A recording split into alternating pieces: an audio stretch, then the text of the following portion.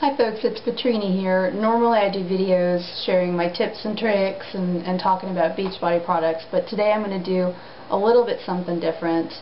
I just got back from Summit, which is this huge gathering of Beachbody coaches that's capped off at the end by a celebration of not only our own personal successes as coaches, but also of our personal successes in fitness with the Take the Beachbody Challenge contest. And each of the 8 finalists were featured in a really lovely montage of their stories during that. And anytime I hear about somebody's success story, I get ridiculously happy for them. And yet it also brings me back to the time when I was first starting out on my journey, when I see the pictures of them when they first started. And sometimes that can bring back really painful memories. And for me, it did on the flight home when I thought about the different challengers and everything they had overcome. I remember this one instance where, as I typically was, I was a third wheel with one of my close friends who was, I think, way better looking than me, certainly way trimmer, way healthier, way fitter, way smaller. And she had been dating somebody for, I think, a few weeks, and they got in a little tiff about something, and she was getting pretty dramatic about it, and this irked him, and he got really upset, and then he turned to me and he's like, "Why can't you be more like Petrina?"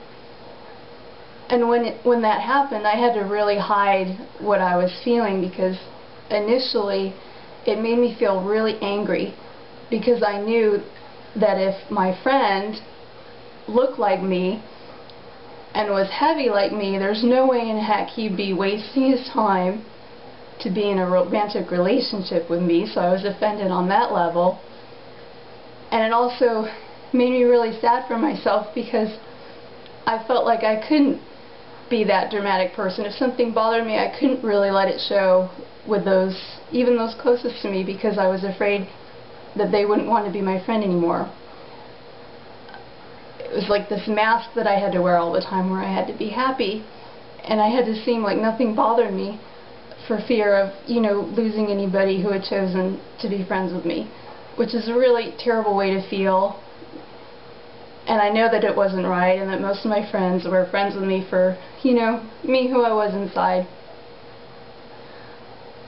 But still, it hurt really badly, and I just had to act like everything was okay. And I think, based on his attitude, I think he thought I should take it as a compliment, and I didn't, and I still don't. So thinking about that on the plane, I got upset, and I wish my husband was sitting next to me. We were on Southwest, and we couldn't get on the same seats because we hadn't checked in, soon enough on time. So we were sitting separately, and I was going through this internal struggle on my own. I just want those of you out there to know that you're not alone if you think it's absolutely impossible and you have way too much to lose in order to get to a healthy weight.